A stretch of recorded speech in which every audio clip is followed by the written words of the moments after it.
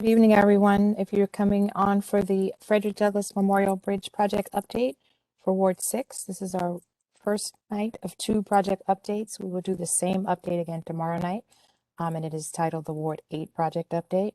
Though this is a bridge that touches Ward 6 and Ward 8, it is a city project, so all of the city is invited. I know some folks are still signing on,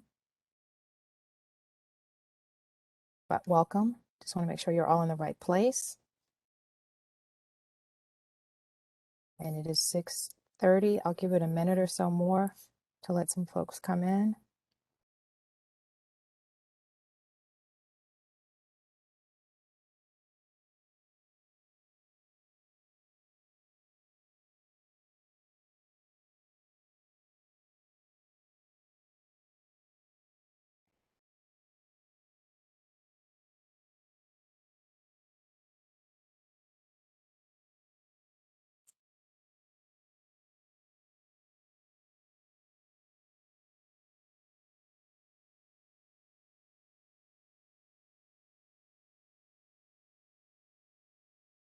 Okay, I want to be respectful of everyone's time.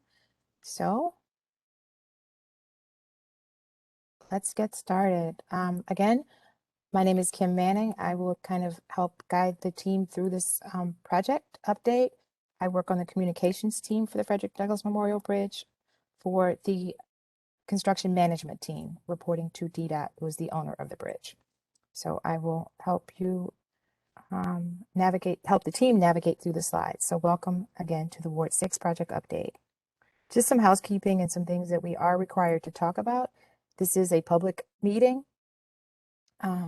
This project is a recipient of federal assistance. So DDOT requires me to talk about the Title VI form under the Civil Rights Act. The form link is here. If you are able to copy this link down or cut and paste it, or if you simply scan your phone over the barcode, it'll take you right to the Title VI form. If you could be so kind, this is a great way to tell us feedback on the meeting. There is actually an open page too to give feedback on the project, though you'll have some time to do that at the end of the presentation. This meeting is a public meeting. It is under the Public Meetings and Open Meeting Act. It is recorded. All of your comments are taken and answered at the end of the session. If you have a comment or question, we'd like you to take advantage of the chat and or the Q&A. The chat can be found in the lower right corner. This is just a brief introduction on how to use the chat. We all do a lot of these virtual meetings, I am sure. I get a little challenged by each platform, so just a little cheat sheet for me so that you can see how to use the chat. And then if you prefer to use the Q&A is another option, and you can use the 3 dots next to the chat and put a question in the Q&A. Rachel and our team is monitoring both the chat and the Q&A, where you can put questions if you have along the way. We will ask you to keep your phones muted and to put comments or chats in the proper form so we can answer those at the end of the presentation. If something comes up and you do want to raise your hand, or when the Q&A session opens up, it would be helpful and respectful to all of those on the call. If you use the hand feature, we will then unmute your mic as you raise your hand. The participant button is in the right-hand corner, left side, and you can virtually raise your hand. We will then address each of the questions. If you have dialed in by phone, I am not seeing at this moment anyone that has dialed in by phone, but if you have dialed in by phone, you can use the dial *3 to use the raise the hand function so that we can know that you want to ask a question verbally. Obviously, if you called in, you cannot put something in the chat. Without further ado, welcome again to the Ward 6. Just want to make sure everyone's in the right place. Frederick Douglass Memorial Bridge project update. I'd like to introduce you to Joseph Dorsey. He is the Deputy Project Manager for this project. And Joseph and John Whitney will be your hosts to guide you through. They are working diligently on this project, so I will turn it over to Joe. Thanks, Kim. Good evening, everyone. We're going to go through, you see the agenda in front of you. We're going to go through this, this presentation that Kim and the team has put together for us. We'll start off with welcome and introductions as we have. We'll go through project overview, some accomplishment and milestones that are pertinent to the project, the construction update with regards to schedule and traffic changes, DBE utilization, on-the-job training, special projects embedded within the program, our outreach efforts, and then we'll top it off with the Q&A effort. But before we go into that, Kim, did you have the equity statement?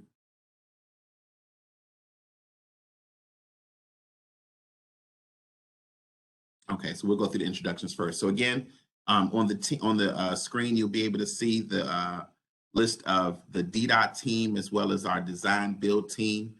Tonight, you have myself, Joe Dorsey. I'm joined with John Whitney, our H&DB project manager, as well as Ms. Kim Manning, who did the introductions. She's our lead of project communications. And additionally, we have Nifa Etheridge, who's our project compliance manager on behalf of SCB. Want to take a quick second, quick 30 seconds or so, just to kind of read through the first two paragraphs of this DDOT equity statement. And I want to do that because it highlights a lot of the changes that has gone on with the department over the past couple of years. And we wanted to make sure that we kind of morphed our mission statement into more of an equity statement where it was more inclusive. It reads as follows. DDOT recognizes that there are inequities in transportation policy, planning, and project delivery in Washington, D.C. Deep-rooted structural injustices and inequalities have contributed to the desperate access to safe, affordable, and efficient transportation that provides access to economic opportunities, housing, and services for communities across the district. DDOT also acknowledges that these inequities have disproportionately and negatively impacted environmental and health outcomes in our underserved communities. Through our organizational framework, DDOT is committed to elevating and advancing transportation equity by evaluating our policies, planning, community engagement, and project delivery to ensure public investments in transportation justly benefit all residents, visitors, and commuters. Additionally, DDOT values how diversity within our department helps shape the work that we produce. To that end, DDOT will continue to recruit, hire, and retain a workforce that reflects the diversity of the district at all levels of the organization. I'm going to attach this. This is on the DDOT's webpage. I will send a link to this in the chat just for your benefit. But I did wanted to bring light to this because we're very passionate about our equity statement and what it means for us in our path forward. Next slide.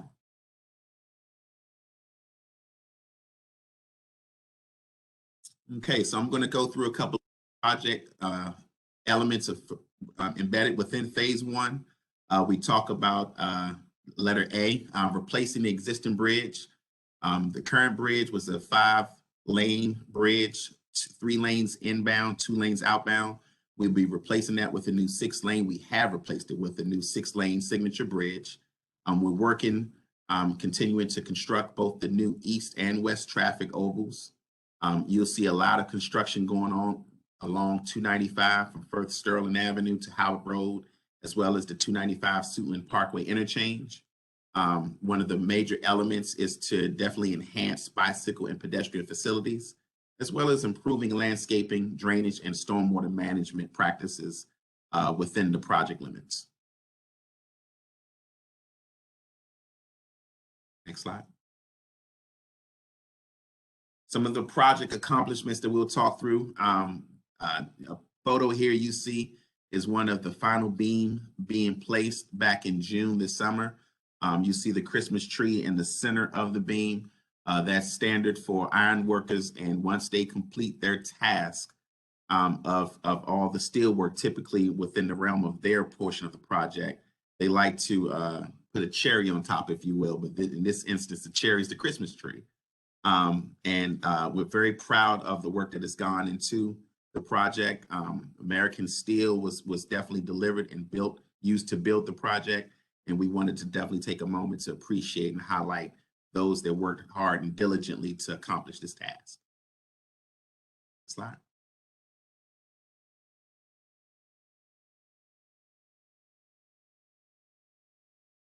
Okay, So I'm sorry, go ahead. Mm-mm. Project accomplishments that we have talked about and that we've encountered. So back around Labor Day, we did a Frederick Douglass Memorial Bridge 5K celebration. It was a 2-day celebration. And what you see in front of you are pictures from that celebration. It was an awesome event. We were happy for those folks that were able to come out and to enjoy the festivities. I think we had close to, if not over 4,000 people in attendance. It was very well received and very well attended. We were able to go through the program and just basically allow folks to be able to walk along the bridge in the travel lanes prior to the actual bridge opening.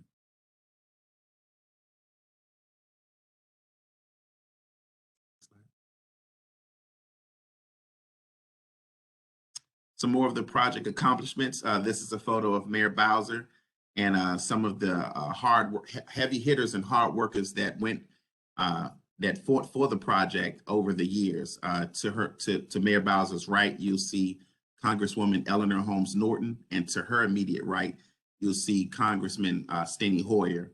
I've been working on the project since I've come to DDOT, since I arrived at DDOT back in 2008, and it's been a long process.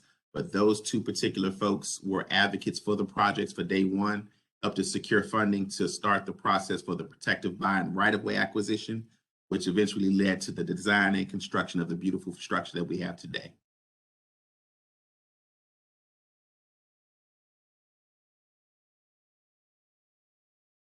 And the major accomplishment to date was the actual bridge opening to pedestrian and motorist traffic on September 11th. That was a historic event for us. You're talking about reconstructing a bridge that carries up to 70,000 vehicles per day. And for us, it was a major hurdle and a major task that we accomplished, and we're very proud of. You'll see the beautiful structure on the right, which is symbolic of where we are today. And John will go into more details about some of the project, some of the construction that's gone on to date and where we are.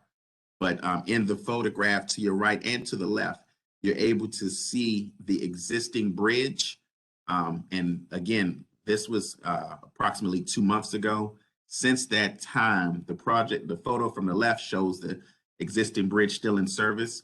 The photo to the right shows you a lot of the bridge deck had been demolished.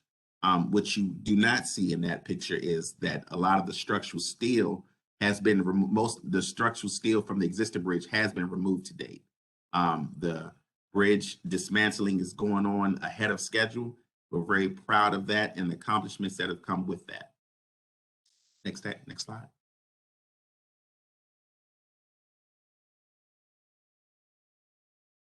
Right, some of the project milestones that we'll go over. We just talked about the 9/11 bridge opening of FDMB, which was very, again, one of the highlights of the project. And as John kind of goes through some of the updates, we'll talk about the completion of the 295 corridor, which is scheduled for this winter. Again, the continued dismantling of the old bridge, which is slated to be completed in February of 2022. The completion of the East Oval and West Ovals are anticipated to be complete this upcoming spring, with the final completion tying up in the summer of 2022. Okay, so I'm going to hand it over to John. John is, again, our project manager for the construction management team. He's been with us since day one. He's going to give you some great updates with regards to some of the major traffic shifts coming up. John? Yeah, thanks, Joe. I just wanted to talk about, first of all, we have a major traffic switch that is going to occur this weekend, likely Friday night into Saturday morning. Currently, if you're east of the river bound for northbound I-295, you utilize the ramp that provides access to northbound 295 from First Sterling and Howard Road. That ramp will close permanently, and the new ramp that will provide access to northbound 295 will be provided directly from Suitland Parkway. The whole idea, part of the idea of this project is to consolidate and make a full interchange from Suitland Parkway. Try to get some of that traffic off of the local streets, Howard Road and First Sterling Avenue, and keep the traffic, the major commuter traffic on the major commuter routes, Suitland Parkway and I-295. So that's a big milestone for the project. Moving this, closing that existing ramp from Howard and moving it to Suitland Parkway. So there will be some closures over the weekend, or I guess into Friday night, and then over the weekend to make this traffic shift. And Monday morning, when you're going back to work or you're commuting through the corridor, you'll see the new configuration there from Suitland Parkway onto 295. I want to next just talk about a overall status of the project. Joe gave you a breakdown of the schedule and the work that's going to be occurring over the next several months. I just want to show you some photographs that and talk you through some of the progress that we have planned for the next several months. The plan is to, complete the work on I-295 this winter sometime after the first of the year. Currently, we're working on 3 bridge structures to try to finish the bridge work on 295. The first one we're seeing here is I-295 over First Sterling. And you can see the center portion or the center lanes on the bridge need to be completed. Since this photo was taken about less than a month ago, we have the bridge girders in place, and we're working on putting in the reinforcing steel to pour the deck at this location. So this is relatively close. We expect the deck to be completed before the end of December at this location. Moving on to the next location. This is I-295 at Suitland Parkway. And similarly, this is in the last phases of construction for this bridge. And in fact, the bridge deck, you'll see in the picture on the right, the upper portion of the bridge, or the furthest away from the screen here, that northbound edge of the bridge will be completed this weekend. So the contractor is scheduled to place the deck on the bridge this weekend. The approach roadway has been paved out, and the last step, once the bridge deck is in place, to pour the barriers along the edges of the roadway and put the line striping in place, and then open it to traffic. So making good progress at this location. And then below, you can see sort of the lane shifts along Suitland Parkway. With the opening of the new ramp this weekend, the lanes will be realigned on Suitland Parkway. So in that picture on the right side, the opening on under the bridge on the left side of the column, that will be having inbound traffic on that side, and then we'll have a traffic signal that provides left turning traffic onto the new ramp from Suitland Parkway. So big changes will be noticed after this weekend at this location. Moving on to the next location, the final bridge structure on I-295 is the bridge over Howard Road. And the area that's shown in green, that's the reinforcing steel for the bridge deck. This bridge was actually placed about 2 weeks ago. So this bridge deck is completed.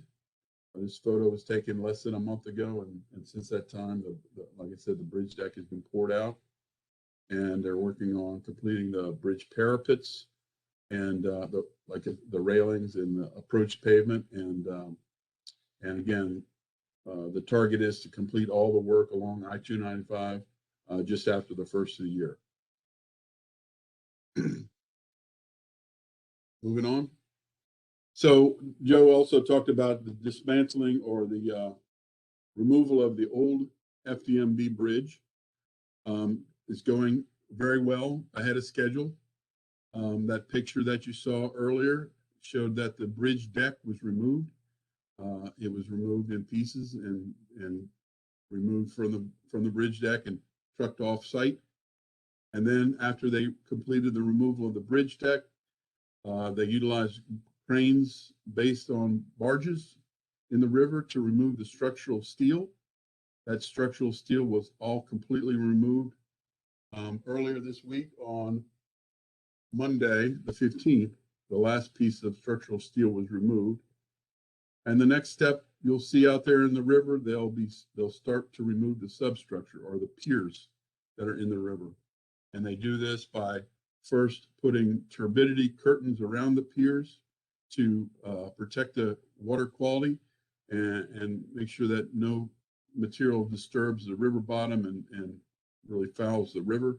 And then they'll start removing that substructure from barges and from excavators mounted on barges in the river. So, and that will take place over the next several months, and we anticipate completion of the entire removal of the bridge structure by mid-February.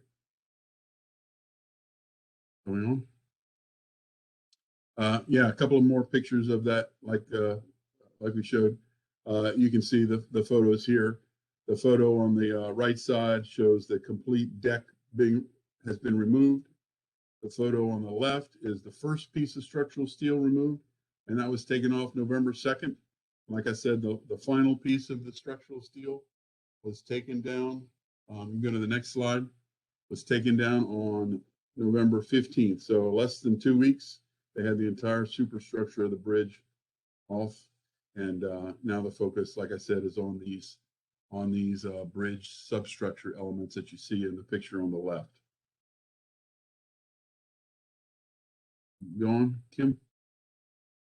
So moving on to the ovals, and in the schedule, the target is to complete these ovals in springtime of next year.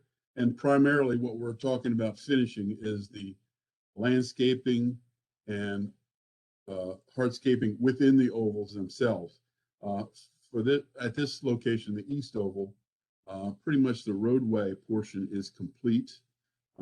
Not all the lanes are in service, and some curbs and sidewalks and things have to be completed. But what you'll see is what we have in the rendering shown in the East Oval. We have multiple paths through and gathering spaces and gathering areas within the oval, landscaping, or bioretention structures. We have a butterfly garden and a small pedestrian bridge over the bioretention.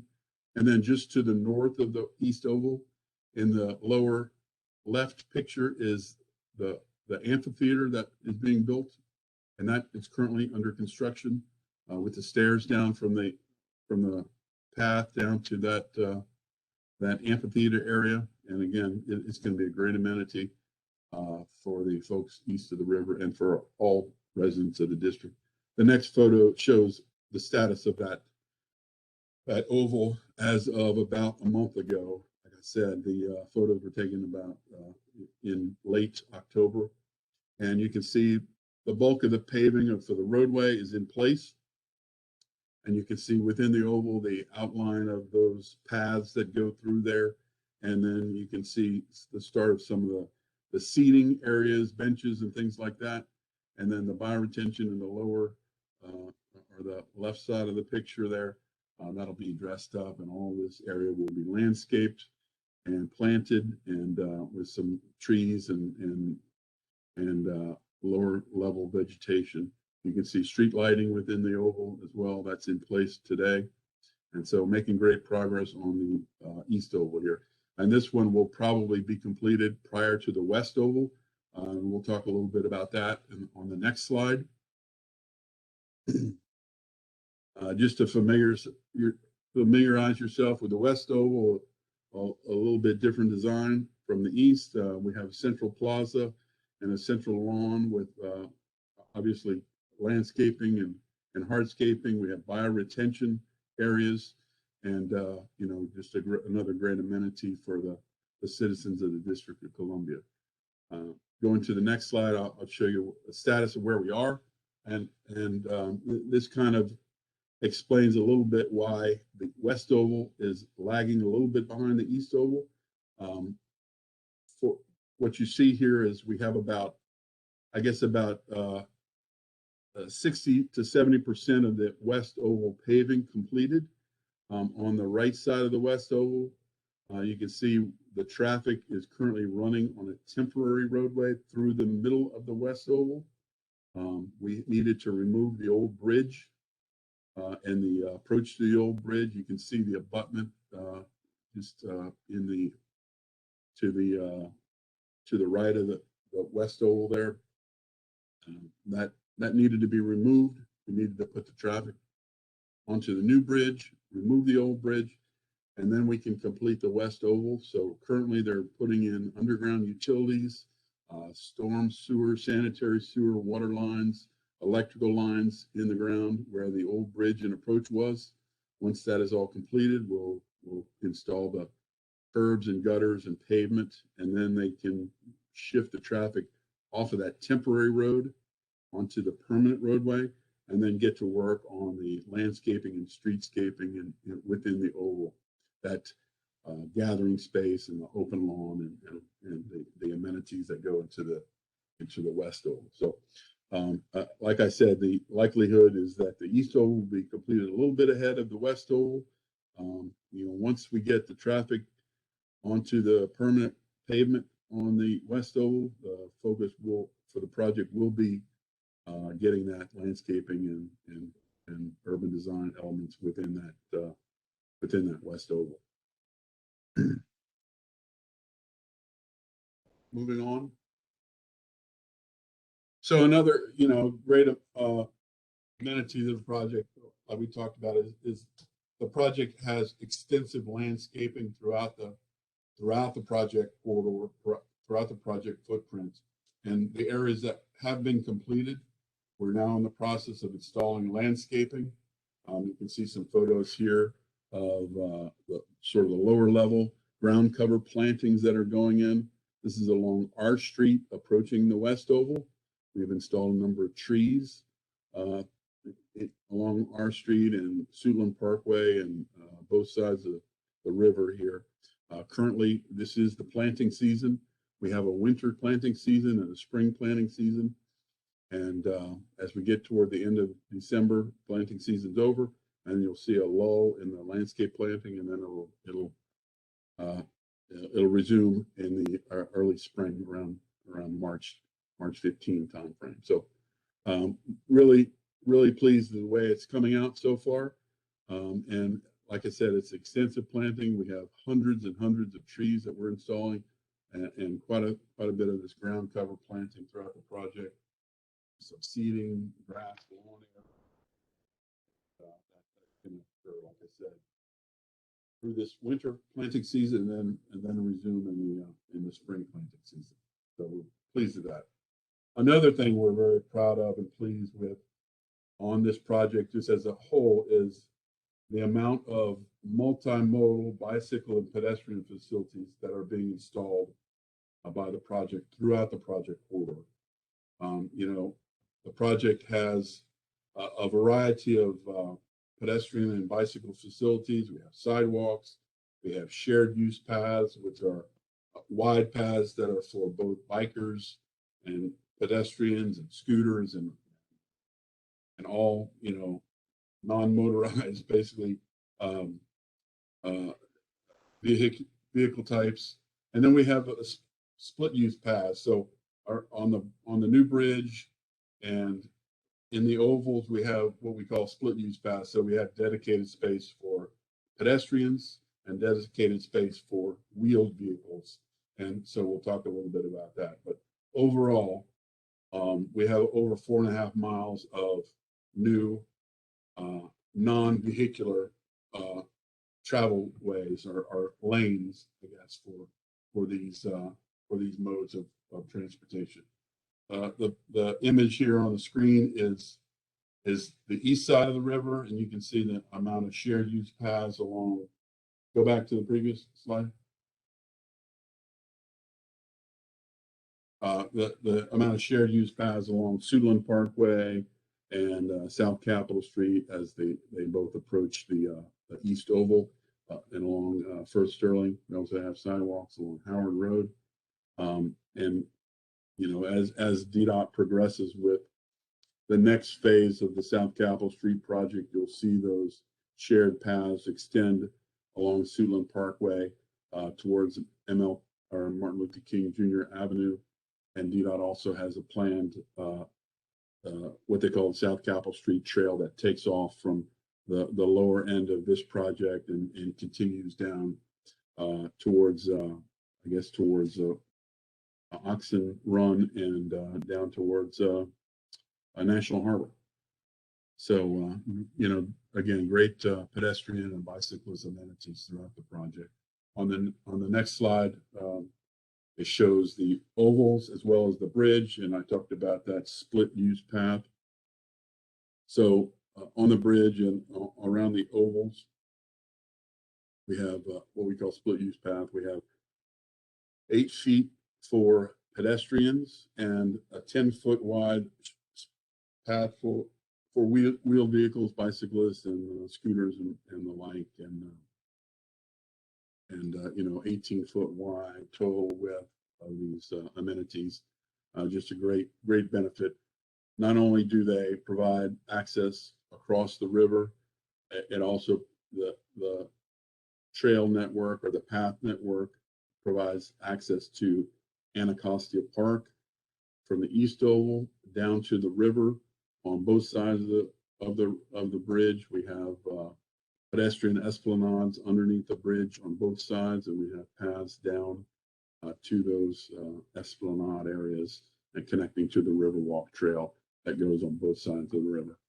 You know, and then again through the ovals, we have numerous shared paths and pathways through the ovals and providing gathering spaces as well as amenity spaces and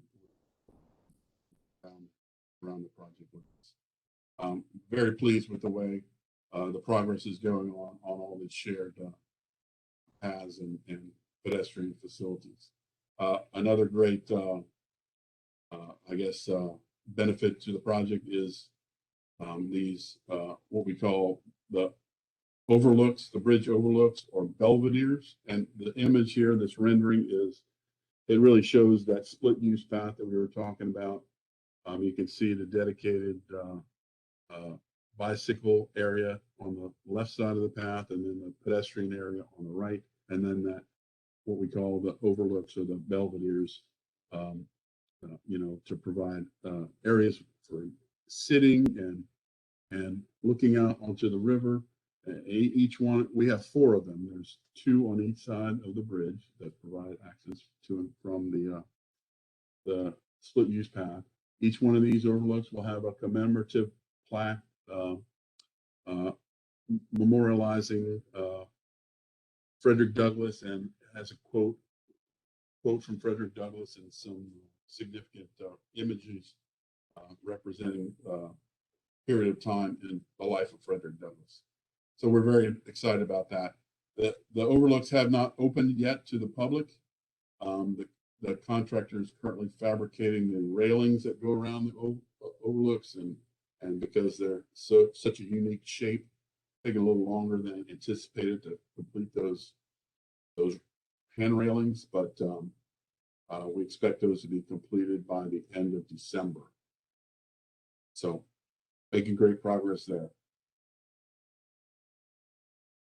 At this point, I would like to turn it over to Ninfa Etheridge.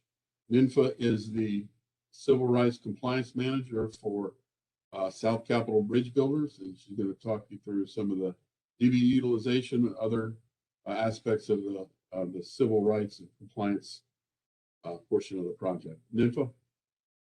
Good evening, everyone, and on behalf of South Capitol Bridge Builders, thank you for joining us tonight. I'm going to go ahead and jump right into the numbers.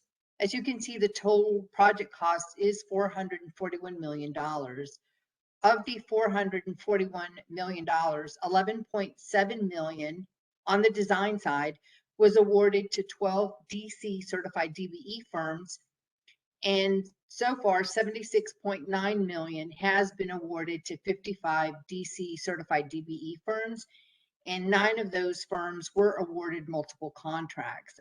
We are happy to share that the goals have been met for the project, and the construction goal of the 21.77, which is 76.9 million, will be exceeded. We should finish at around 105% of that goal. So that's really good for the community and for the surrounding area and DC. So great work for everyone that was involved in doing that. Now onto the OJT program. Currently we have 29 that have graduated, and we have 12 currently enrolled. Of those, 57% are DC residents that have entered into the program, which is really good news. As you can see, some of the pictures, we recently graduated one gentleman from DC, just from Ward 8, and then one from Maryland that are on the surveying team, and they completed 2 programs in the OJT program and will be able to move on to a higher elevation in their survey teams. Now, we did have a local hire goal of 51%, and it's part of the new projects related here in DC. We have had 1,046 new hires on the project, 212 were DC residents. Our goal that we've reached so far is 20.27%.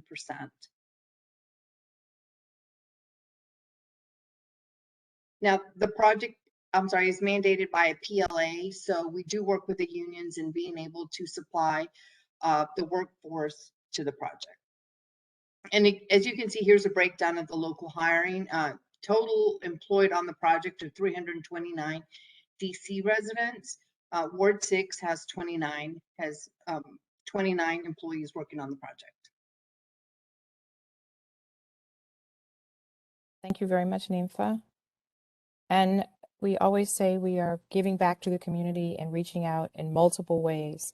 Joe read the equity statement for DDOT, and it stands true for every project at DDOT, and no other project I know rings truer than this one. We have 3 existing programs for training opportunities on the Frederick Douglass Memorial Bridge project. We had a construction management training program that just graduated. They just held a graduation ceremony 2 weeks ago, or a week ago, pardon me, at Busboy and Poets, and they graduated 5 candidates. 3 of the 5 candidates are working, they graduated 5 candidates. 3 of the 5 candidates are currently working in the construction industry.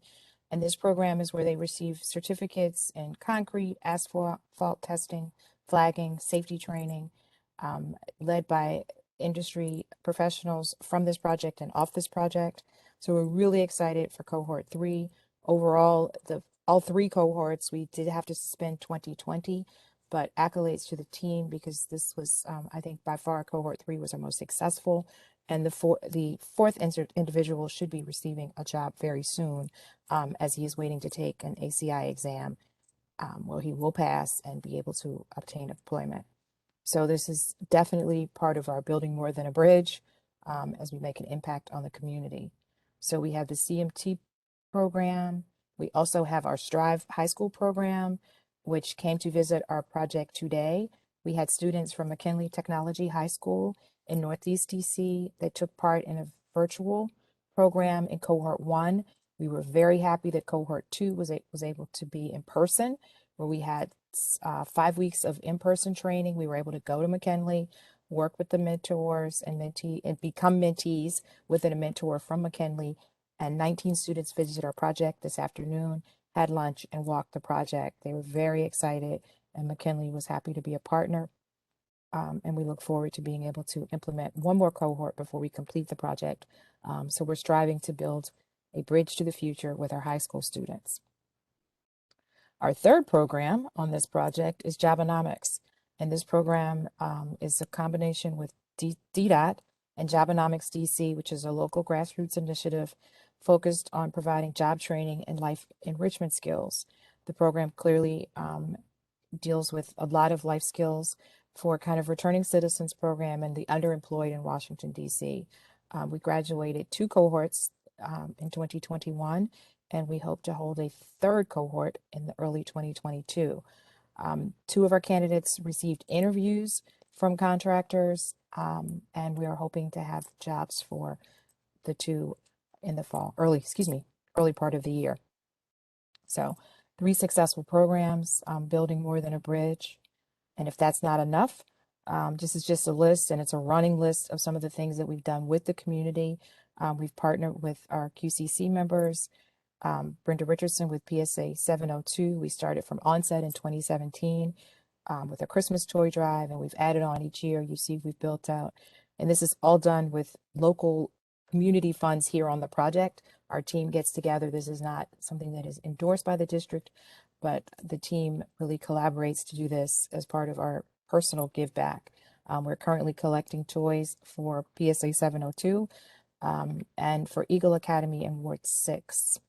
So we are looking forward to bringing some cheer for the holidays to some local residents. Our community outreach continues even with COVID.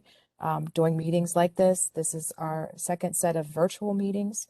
It is not the best way to communicate, I understand, but we are all adjusting as we are dealing through the COVID pandemic, which I hear is being lifted to an epidemic, not a pandemic. But we have continued to put out our Progress magazine. We do attend virtual meetings in both Ward 6 and 8. And of course, the website is very active. Project hotline number is still working, and social media is always a great way to reach us. As I mentioned earlier, we're doing toy drive donations, and I omitted ACC. We will be giving to ACC, Anacostia Coordinating Council, for the toy drive as well. And though, again, are personal donations from the team. We look forward to producing a new video later this year, and we have another Progress magazine that will come out. All of these are available on our website. And I would be remiss without asking again, if you could scan your phone over the QR code, or if you take the link, please fill out the Title VI form. You can also put comments in the chat if you have questions, or we can open up the room for questions. Open up the chat for questions. Thank you all very much. And I see it. Yes. We did get a question from Trey Sherrod with regards to, he wanted to see the schedule for the demolition of the old piers, the dismantling. I think we had the schedule up. We can go back to that slide for a moment. Yes, bear with me, please. Thank you. So I can talk a little bit about that. We are running a little bit ahead of schedule because we were able to get the structural steel down a little quicker than we anticipated. They have installed at the first pier to the left of the center pier. They've installed the turbidity curtain around that and expect to start demolition or removal of that pier tomorrow. And the idea is that it'll be basically the way it is done is with a big jackhammer or hoe ram on a barge. The material that is dislodged from the pier drops down onto the barge, and then is removed from the river. And then the material that is really below the water line is also removed. So these piers will be removed below the bottom of the riverbed, or what we call the mud line, at a minimum of 2 feet below the mud line. And that is done again with a hoe ram that pecks on the concrete structure below the water. And then once it's all removed, it'll be removed from the riverbed using a claw or crane type piece of equipment, brought up onto the surface of the barges, trucked off site. We'll have some mud and materials like that are likely to be contaminated from the mud from the bottom of the river. That mud and contaminated water gets disposed of off site at a safe disposal landfill for contaminated materials. And that'll occur They'll do pier at a time, and like I said, anticipate the completion of the removal of all those piers in the river by mid-February. Hope that answers your question. I'm seeing The another work, question. and just, sorry, just to back up a little bit. So the work will occur, generally, it'll occur between 7 a.m. and 4 p.m. That's their typical shift. They work a modified, they don't work like a 5-day-a-week schedule. They work 11 days, and then they take 3 days off, and then they work 11 days. So the way the crew that's doing this work does that 11 on, 3 off shift. So over a 2-week period. So they'll be doing it, you'll see them out there on Saturdays, potentially on Sundays doing this work. But again, it'll be between 7 a.m. and 4 p.m. I'm seeing another question for Mr. Sherrod as well. Are all the plantings for the landscaping all native? Yes, I provided a response in the comment section. They are all native plantings. We had to coordinate and get approval from our internal urban forestry division on the species types for the shrubs, trees, and the grass. And yes, they are all native plantings. Great question. From Commissioner Daniels, 2 quick questions. When will the lighting of the arches be activated? So we did a mock-up, a draft mock-up of the lighting. I want to say, what was it, John? 2-3 weeks ago, maybe? It was about 3 weeks ago, right? About 3 weeks ago, and the final schedule for the lighting to be complete. You have that on hand? We hope that it is completed by the end of this year.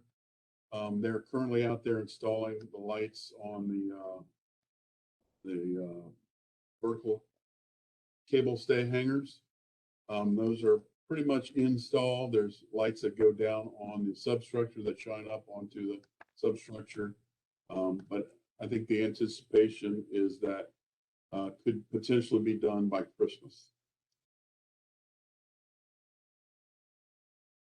Okay, and to the question regarding the current timing of the pedestrian crossing light across South Cap, the request is, or the comment is, it doesn't allow enough time for senior citizens to cross. We will definitely take a look, investigate, and examine that as soon as possible. We'll get with our traffic engineering folks, and we'll take a look at that starting tomorrow.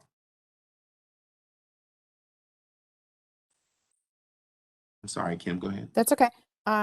And this is, I think this was addressed already, but thank you for the presentation. You're most welcome. Could you please discuss the external lighting for the bridge that will cause the beautiful reflection against the water at night? What is the current progress, and will the lighting be permanent once completed? Well, the bridge has, normal roadway lighting that you can see in some of the photos that came up on when we opened the bridge, but I think what you're talking about is about the aesthetic lighting that we talked about. Extensive aesthetic lighting program for the bridge, shining on the arches, on the cables, on the substructure. And that will be, like I said, completed towards the end of this year. It is programmable lighting, LED lighting that can provide different colors. Typical white color, and then you can an array of other colors, red, green, blue.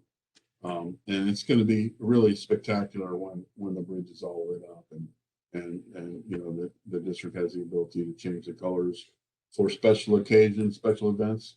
When the Nationals win the World Series again, we'll definitely light it up white and red. And so, yeah, there's a lot of opportunity for really fantastic, spectacular lighting on these bridges, on this bridge. I have just a few more. I apologize if I missed this, but will there be a park and seating area component on either side of this bridge project?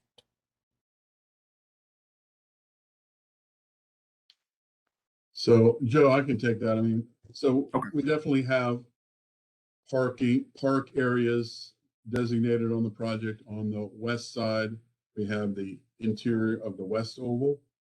It has extensive seating, open lawn area, a gathering space, benches along and around the open lawn area. And you can see in the photos, the renderings on the left side, seating walls throughout the West Oval. We also have a smaller park area that I don't have a picture of here, but it's called Reservation 245. It's just to the left of the West Oval between Q Street and Potomac Avenue. It's basically a triangular park, Q, Potomac, and Half Street, and that'll be sort of an open park area, triangular park area. And then again on the east side of the river, we have the East Oval and extensive landscaping and gathering places, seating throughout the East Oval, as well as some of the amenities that really tie to Anacostia Park, such as the amphitheater that you see in the lower left picture with the terrace seat walls around, and great gathering space there, as well as along the river and under the bridge we have gathering places there as well. So quite a bit of open space on this. Each of these ovals, interior of the ovals, are around 3 acres of open space, and then add the space around, even more open space there. So quite a bit of park and seating areas throughout the project limits. I have a question from Commissioner Hamilton. Who will maintain the ovals in terms of watering the plants? Are the watering sources going to be installed? And what is the plan to maintain safety and security of the ovals? Okay. Well, good evening, Commissioner Hamilton. Always good to see and hear from you. So for DDOT, while we don't do maintenance typically for ovals, we do have it in our budget for FY23 to engage to maintain ovals in the short term. Long term, we're still working collectively with DPR and DGS to finalize those plans as to who exactly will do that and what that feature will look like. But we have had a lot of discussions over the past year and a half, and we're working towards finalizing hopefully an MOU here pretty soon that'll lay out the narrative and the conditions of the maintenance features. But for FY23, we do have it in our budget. To answer the watering question, so the contractor has a 2-year warranty period for all the plantings on the project. They're required to water the plants and the trees on a regular basis. But also we're working on a project change order to install an irrigation system in each of the ovals to help to maintain the extensive landscape planting that's being installed there.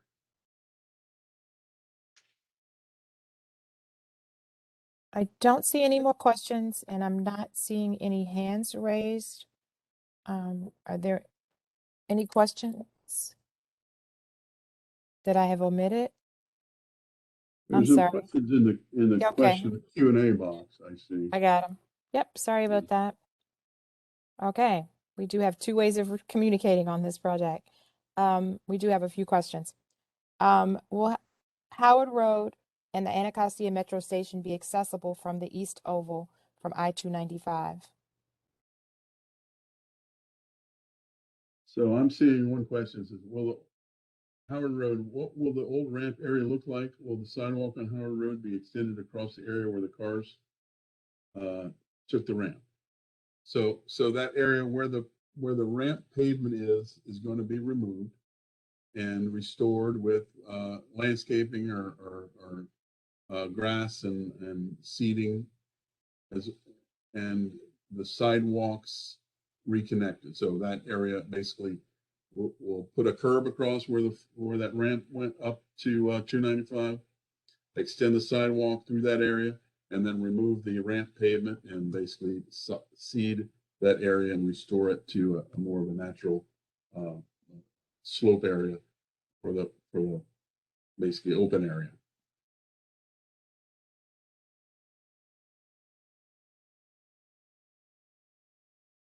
This is this. Okay. Nice. This is for Mr. Bossy. The project is so beautiful. It's been great to see the progress every day.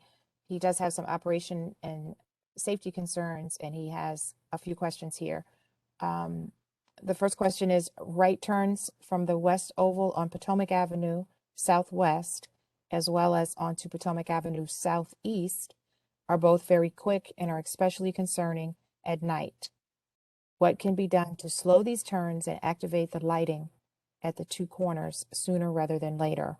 The right onto Potomac Southeast also has slight distance issues.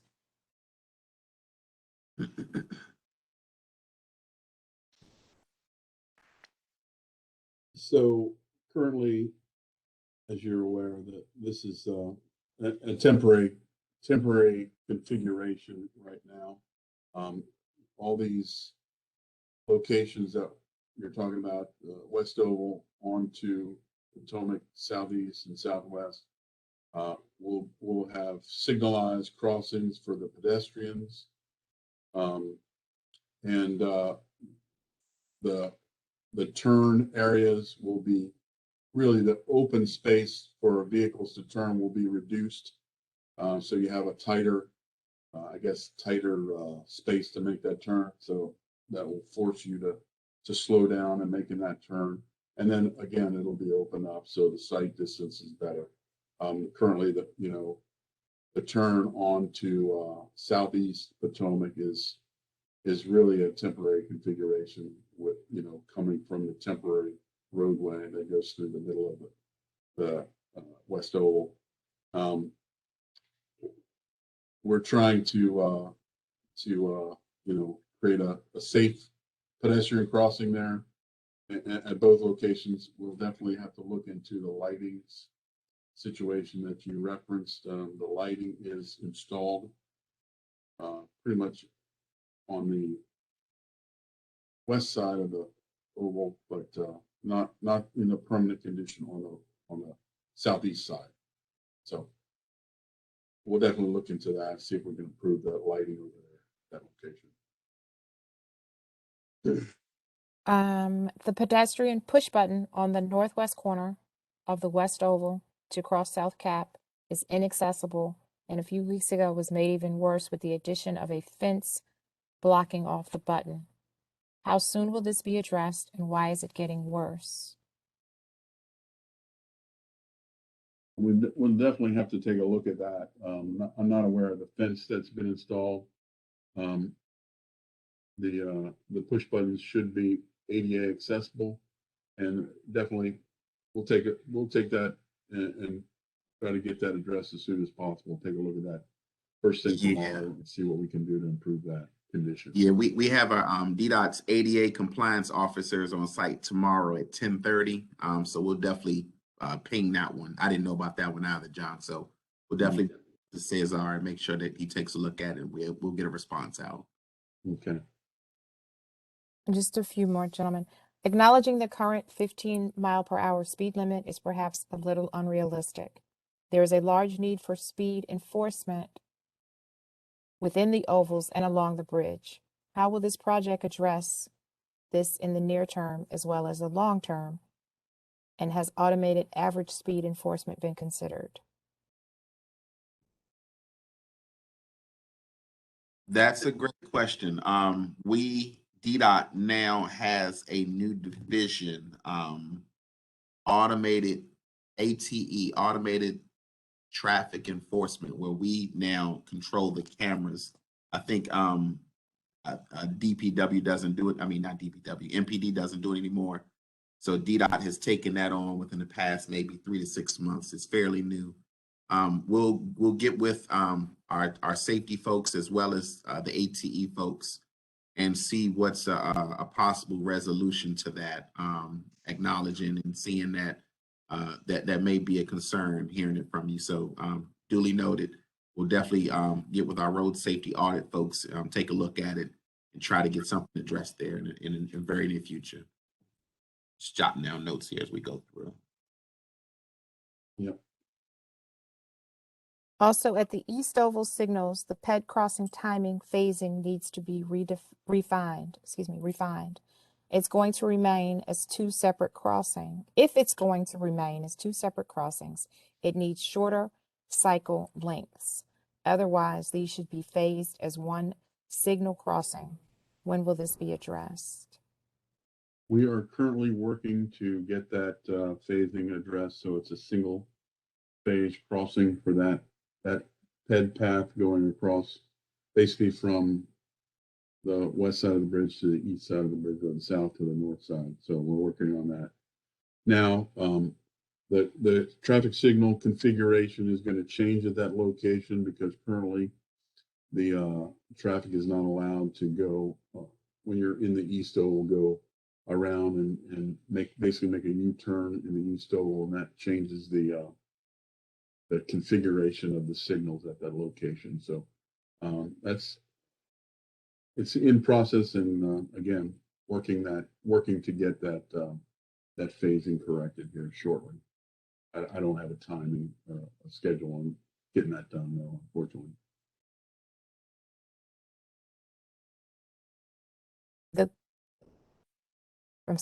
The PED crossing timing to cross the South Capitol at the top of the West Oval is timed for 4 feet.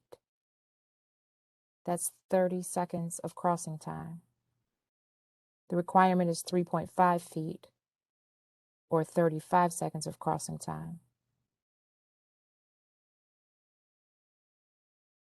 I think that's similar to the question that Commissioner Daniels had about the seniors crossing there, not having enough time. We definitely have that on our list of things to look at, Joe and the team.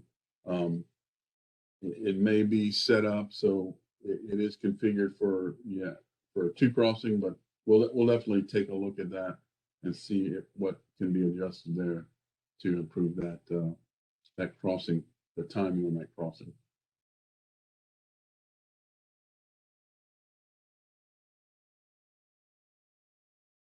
There's a need for a red signal enforcement, particularly at the East Oval.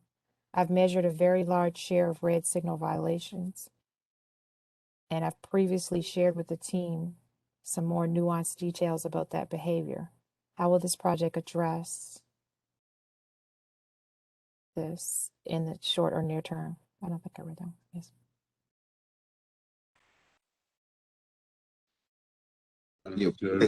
Take a look at that one as well.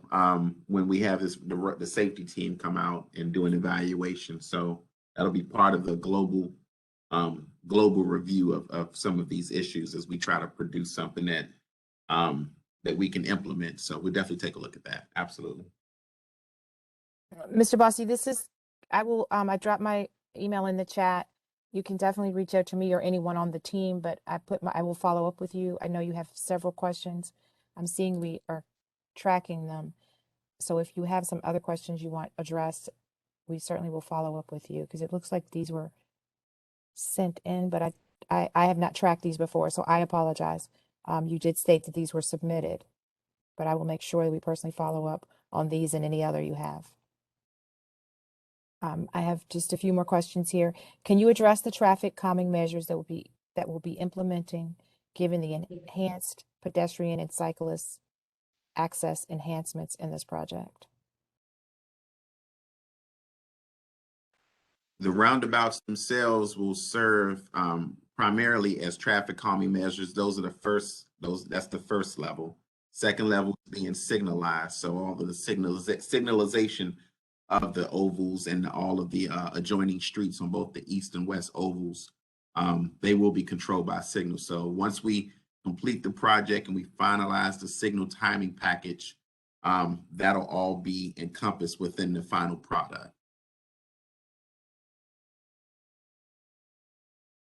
And one final question.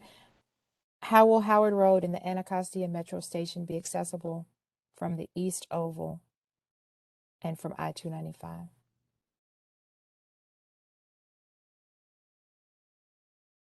Howard Road has a direct connection to the East Oval. And what was this? What was the other part? It's hard to see these questions. That's okay. How will Howard Road and the Anacostia Metro Station be accessible from the East Oval and from I-295? So Kim, can you go to the slide that has the east side bike and pedestrian amenities? That might be easier to answer using a picture.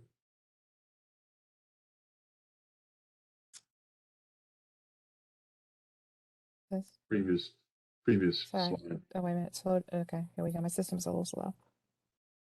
So I wish I could control the pointer here, but Howard Road, sort of at the top of the page, and the Anacostia Metro Station parking garage is to the west or left side of I-295, and the Anacostia Metro Station itself is to the right of 295. So there's a couple of ways to access either one of those locations. Previously, if you're southbound on 295, you exited to the ramp directly to Howard Road. And with the new configuration, creating a full interchange at Suitland Parkway, you would exit to Suitland Parkway, and then you can take the ramp, what we call ramp B. I don't know if you can run your pointer along ramp B. And then onto Howard Road to access the Metro Station parking garage, or onto continue on over to Howard Road.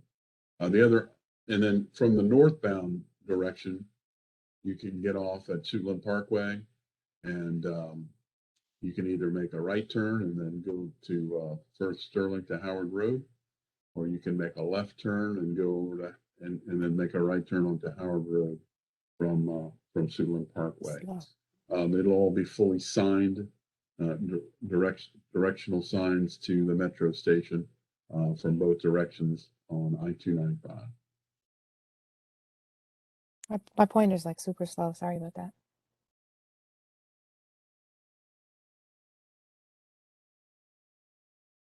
Hopefully that answers the question. If I guess the other question was coming from the East Oval.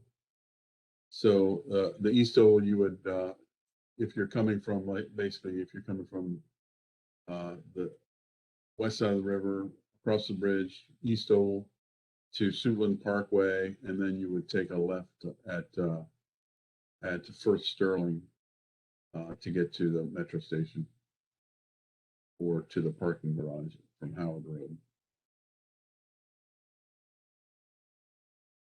And again, with the elimination of that ramp from Howard Road, First Sterling is definitely going to be have a lot less traffic on it, as well as Howard Road will definitely have less traffic, since the ramps to and from 295 are going away from Howard Road and moving to Suitland Parkway.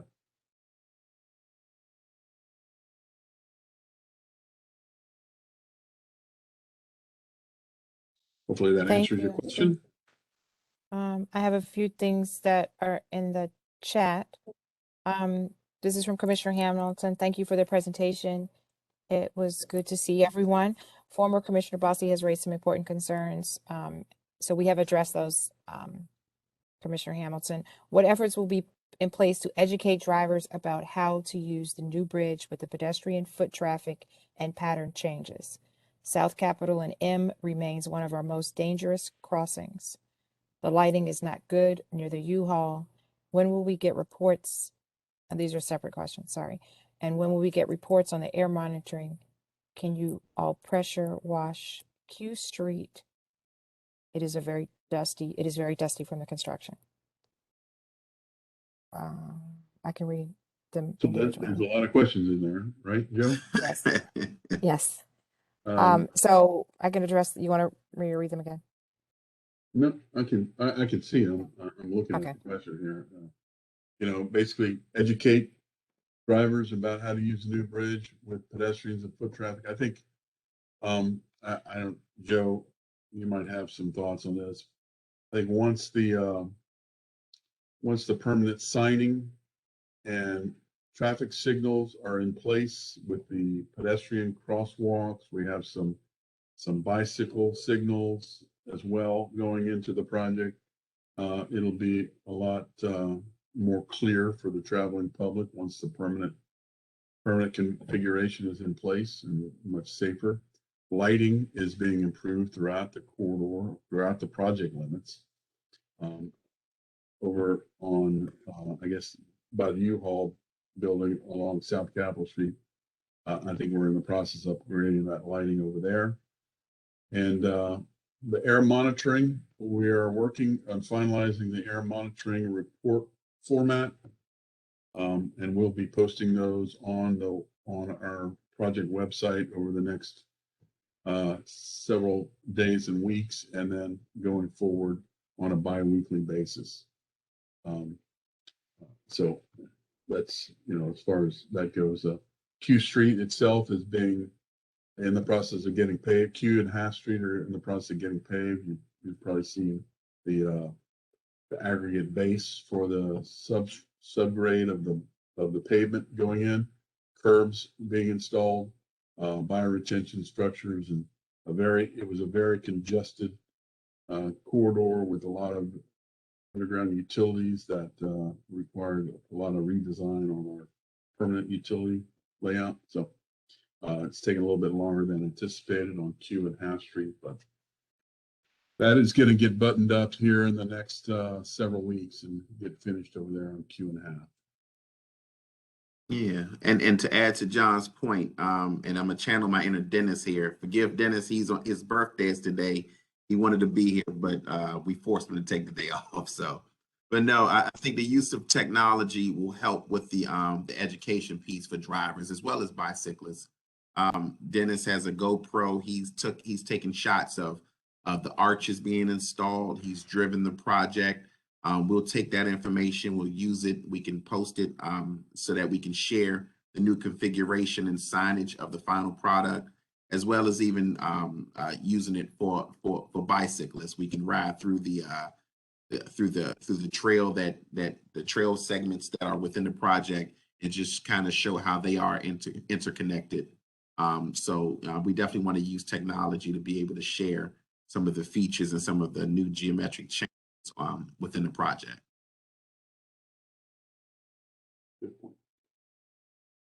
And from Ms. Larson, is the connection of the Riverwalk going underneath the new bridge a part of this project? If so, when will it be completed?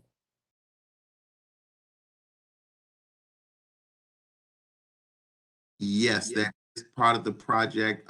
John, do you have the timeline? I want to say spring. So the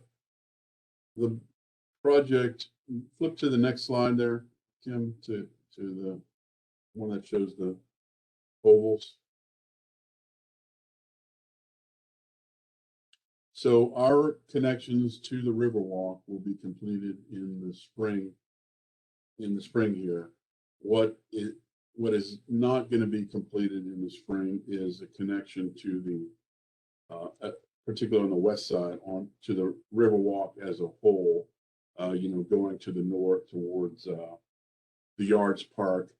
The property owner adjacent to the bridge, they built two pretty massive buildings in there, but they still have another one to go, sort of closest to the oval. And there is a gap between what we're building and the current Riverwalk, boardwalk, whatever you want to call it there, that goes towards Diamond Teak Park and then along towards the Yards Park. That's private land, private developer owned land, and potentially they could install a temporary walk connection, but at this time, our portion will be completed in the spring, and we're not clear on the next phase of that developer's project there that will complete that Riverwalk connection.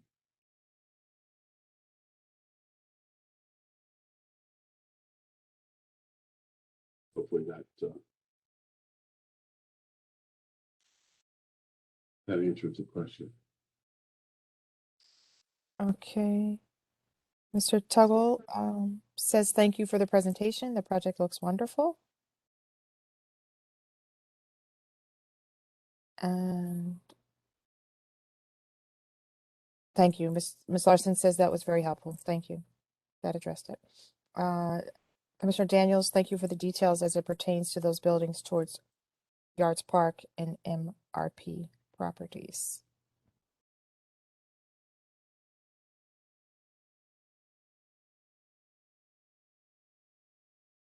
Okay, I am not seeing, I'm monitoring both Q&A and chat. I don't see any hands raised, but I'll give it a few more moments because I definitely want to make sure we reach everyone. I'm refreshing just to make sure.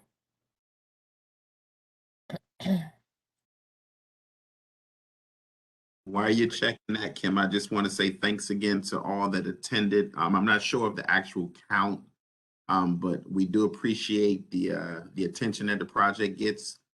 We appreciate the feedback and the concerns, and we're definitely going to work to make sure we address everyone's concerns and get any issues, especially those safety issues, rectified as soon as possible. So thank you so much for the input and the feedback this evening. Yes, and thank you all to the project team. We appreciate you very much. And we have dropped I've dropped my personal email as well as the info at newfrederickdouglassbridge.com, where you can always send a question and we will respond. If you don't hear from that, please email me personally. I did drop that in both the Q&A and the chat. Mr. Bossy does not see your email. Okay. Drop it in the chat as well as the Q&A there, Kim, maybe. Got it. This is a little tricky. I think I did it for presenters or something silly. Lots of things to check here. Pardon me, Mr. Bossy. That's me or info. That's just me. And I'm gonna put my number too. Got it. Okay. You're very welcome. Thank you. And my phone number is coming right behind that.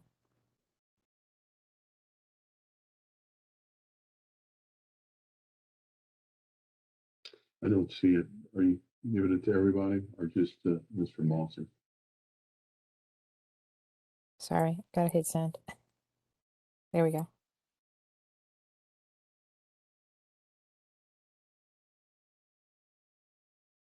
Okay, that concludes today's presentation. We will be doing this again tomorrow. Same bat time, same bat channel. The link is slightly different. I'm sorry. Thank you. The link for tomorrow is available on our website or on social media. If you have any questions or concerns, don't hesitate to call me or email me. I'm sure everybody that attended tonight really wants to hear it again tomorrow night. So Absolutely. thank you, everyone.